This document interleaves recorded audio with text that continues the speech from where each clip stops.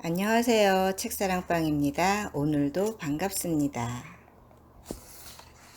오늘은 지구별 여행자 류시화, 펴낸 곳은 김영사. 지은이 류시화. 태양과 밝음과 빛 속으로 떠나는 자는 행복하다. 시를 쓰고 명상에 관한 책들을 번역하며 해마다 인도와 네팔, 티베트 등지를 여행하는 류시화는 독특하고 특별한 시인이다.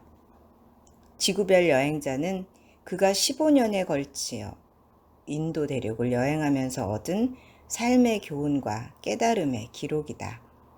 성자와 거린, 사막의 유목민, 여인숙 주인, 신발도둑, 세점 치는 남자 등과의 만남은 우리 모두는 이 세상에 여행 온 여행자들이며 인생 수업을 받는 학생들이라는 시인의 시각이 잘 드러나 있다. 그의 글 속에는 깊은 사색과 문학성, 마음을 사로잡는 감동과 울림, 그리고 진정한 여행자로서의 자유로운 정신이 담겨 있다. 하늘 호수로 떠난 여행이라는 독창적이고 잊지 못할 여행기의 저자이기도 한 류시화는 시집 그대가 곁에 있어도 나는 그대가 그립다. 외눈박이 물고기의 사랑. 잠언 시집 지금 알고 있는 걸 그때도 알았더라면. 산문집 삶이 나에게 가르쳐 준 것들을 냈다. 또한 영혼의 양식이 되는 성자가 된 청소부, 마음을 열어주는 101가지 이야기, 티벳 사자에서 조화로운 삶, 달라이라마의 행복론, 틱나탄의 평화로움 등을 우리말로 옮겼다. 지구별 여행자. 그곳은 여행자가 내릴 곳이 아니었다. 새처럼 고개를 꺾고 사방 어디를 둘러봐도 끝없는 황무지의 연속이었다. 가도 가도 경계가 없을 것 같은 들판이 지평선 너머까지 아득히 이어져 있었다.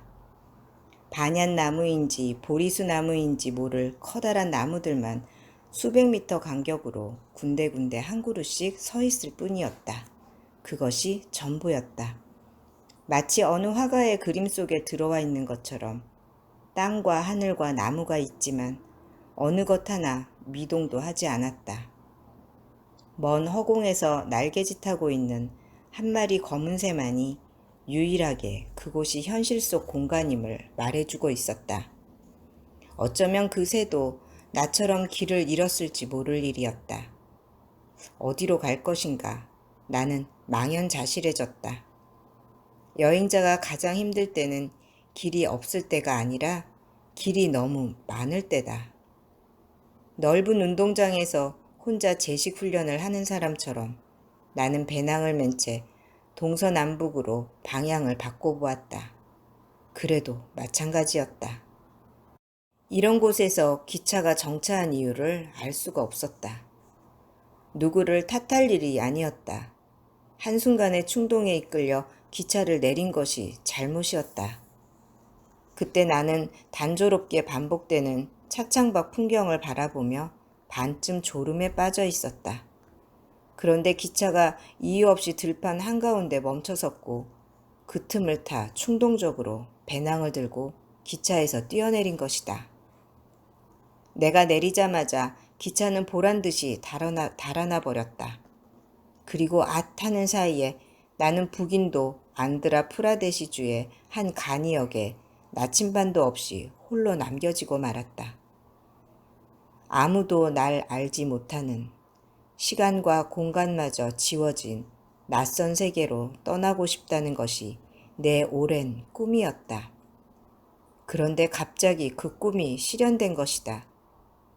집도 마을도 없고 태양만이 장렬하는 무인지대.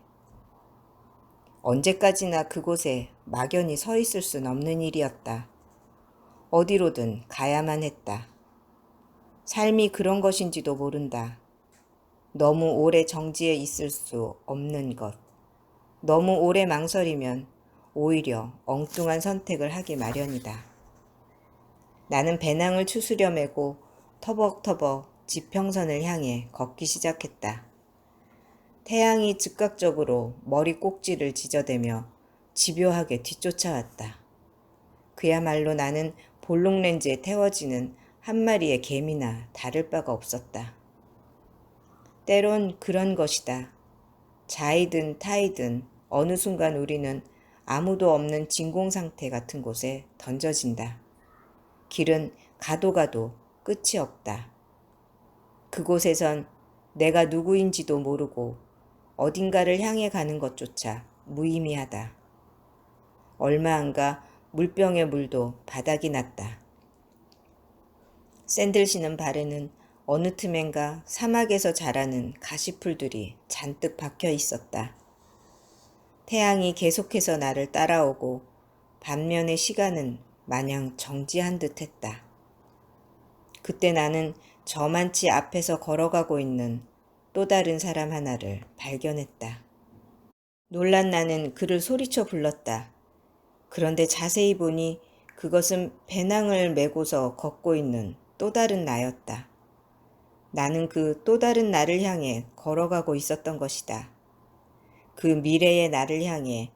그리고 고개를 돌려 뒤돌아보니 뒤쪽에서는 또 과거의 내가 나를 향해 걸어오고 있었다. 그곳은 그야말로 이상한 세계였다.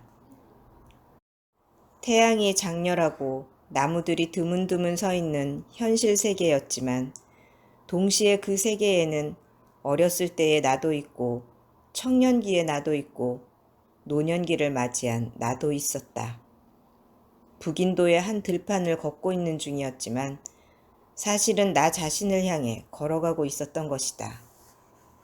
인도의 땅 자체가 특별한 파동을 지니고 있기 때문에 그곳에선 많은 신비한 일들이 일어난다고 사람들은 말한다. 그런 것 때문이었을까? 아니면 참을 수 없는 태양의 열기 때문이었을까?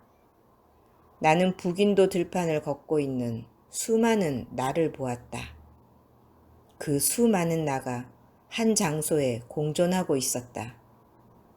나는 점점 무거워져가는 배낭을 들판 한가운데 서 있는 커다란 나무에다 걸어 놓았다.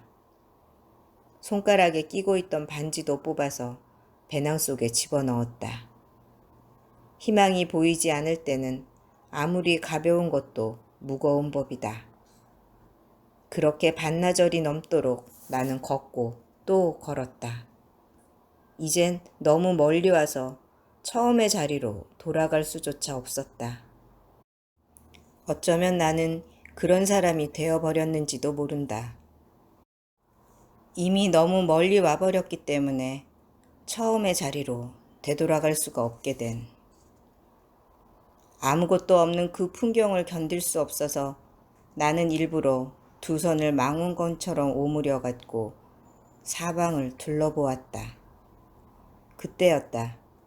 렌즈 없는 망원경 속으로 멀리 한 무리의 검은 점들이 나타났다.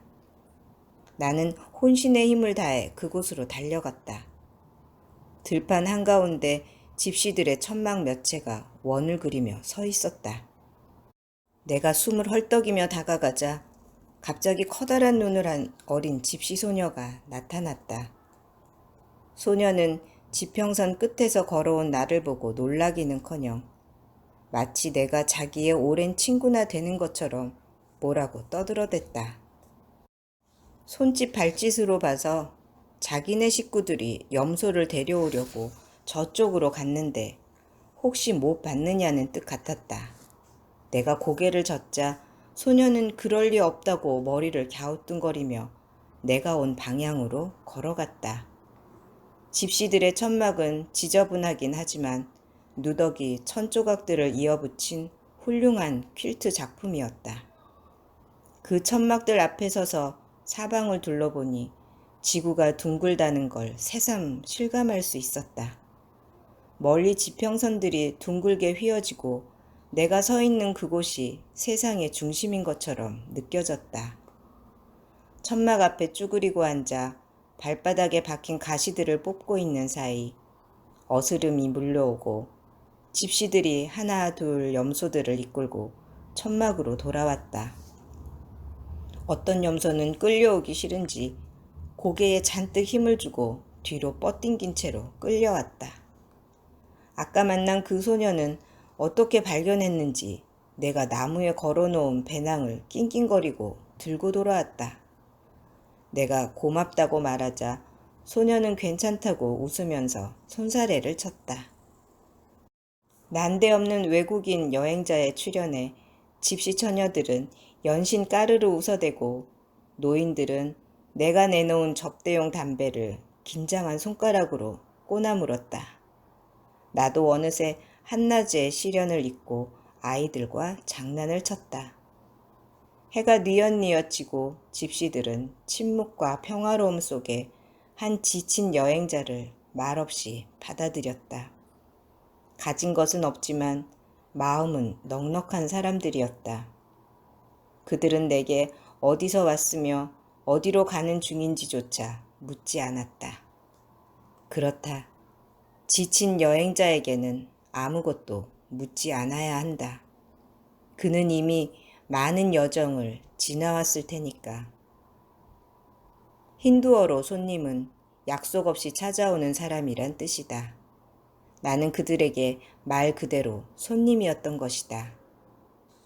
모닥불 주위에 둘러앉아 차파티로 저녁을 먹고 나자 지평선 저쪽에서 휘영청 달이 떠올랐다. 달은 무대에 막을 올리듯 수많은 반짝이 별들을 데리고 나타났다. 모닥불에 끓인 차이와 고독, 잠든 염소들과 별들, 그 모든 것들이 넘치도록 많은 밤이었다. 밤이 깊어지자 집시들은 퀼트 천막 안에는 들어가지 않고 전부 모닥불 옆에 쓰러져 잠이 들었다. 여인들은 옷은 말할 것도 없고 귀걸이와 코골이와 팔찌를 다 한 채로 잠자리에 들었다. 잠시 후 나는 내 긴 머리카락 속으로 비집고 들어오는 어떤 것 때문에 언뜻 잠이 깨었다. 놀라서 살펴보니 들쥐들이었다. 밤이면 급격히 떨어지는 기온 때문에 내 머리카락에 둥지를 틀려는 속셈이었다. 결국 나는 자다 깨다를 반복해야만 했다. 그러다가 한 가지 지혜를 터득하게 되었다. 여인들은 모두 사리자락으로 머리를 덮고 잠들어 있었던 것이다. 나는 얼른 배낭을 열고 그 속으로 얼굴을 들이민 채 잠이 들었다. 그리고 나는 꿈을 꾸었다. 대지와 하늘의 구분조차 없는 막막한 공간을 나 혼자 방황하는 꿈이었다. 시간마저 지워진 하얀 지평선을 향해 나는 무거운 발걸음을 재촉했다. 그곳에는 아무것도 없었다. 소리도 없고 반향되어 오는 메아리나 그림자도 없는 세계였다. 나는 다만 먼 지평선을 목적지 삼아 끝없이 걸어야만 했다. 그 끝에 이르러 걸음을 멈추고 내가 나를 돌아보았다. 그러자 청년의 모습으로 방랑을 시작한 나는 어느새 머리가 하얀 노인의 모습으로 그곳에 서 있었다. 나는 청년기에 추구하던 깨달음의 세계에 늙은 내가 도달했는가를 확인하기 위해 그 노인의 얼굴을 자세히 들여다보았다. 그러자 노인의 모습은 간 곳이 없고 모든 풍경이 일순간에 휙 하고 지워져 버리는 것이었다. 그리고는 날이 밝았다. 집시들은 새벽 5시부터 하루를 시작했다.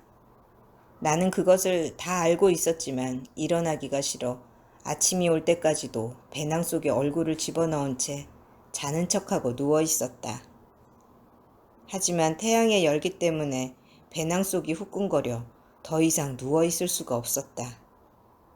마지못해 내가 일어나자 소녀들은 배낭을 뒤집어 쓰고 자는 내 모습을 흉내내며 까르르 웃어댔다. 이윽고 배낭을 메고 떠날 차비를 하자 아이들과 처녀들과 노인들 모두 작별 인사를 하기 위해 천막 앞에 줄지어 섰다. 나는 손을 한번 들어 보이고 나서 어제 왔던 길로 다시 걸어가기 시작했다. 집시들도 일제히 내게 손을 흔들었다.